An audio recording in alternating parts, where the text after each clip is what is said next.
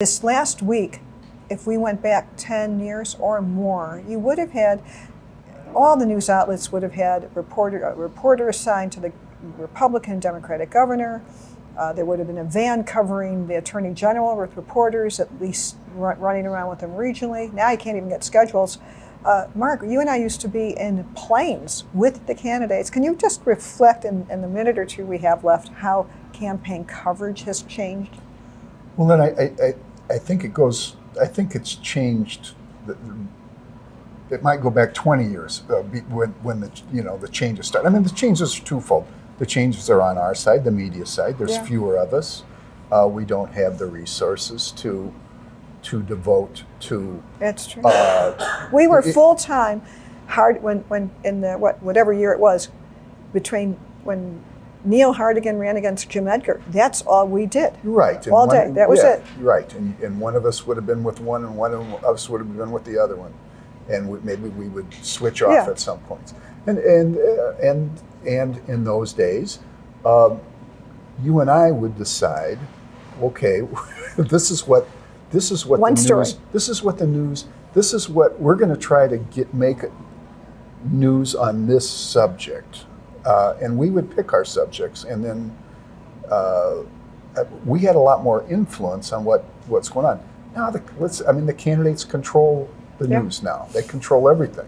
Because they could use social media just to bypass. Yeah, they just bypass us. Yeah. They don't. We have no idea where they are at most of the time. And that is a very. We don't know what they're telling people, and that's why they want it. They don't want us mucking up the works. Right. So even if we had the resources, I can't find out. I'm covering, and it is a technique the candidates on both sides use now, not to give out schedules, because they're also afraid of trackers with video cameras catching them saying something wrong, and then it becomes a crisis in the campaign. So.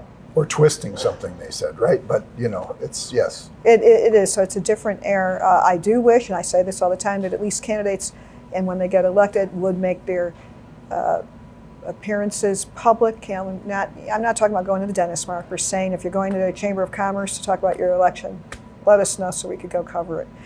It would be, let us choose. The other thing is, back in the day, Mark, we only had one story a day to do. Now we're all, one story a day on the campaign with maybe sidebars or significant other developments. But now we're on video helping our viewers in Chicago figure out what is happening in the closing days of the campaign. I appreciate your taking time to listen to us today. Appreciate it very much. I encourage you to visit the Chicago Sun-Times voting guide at suntimes.com/election. We have profiles of all the candidates running for statewide office, Cook County, and Congress, plus the judges.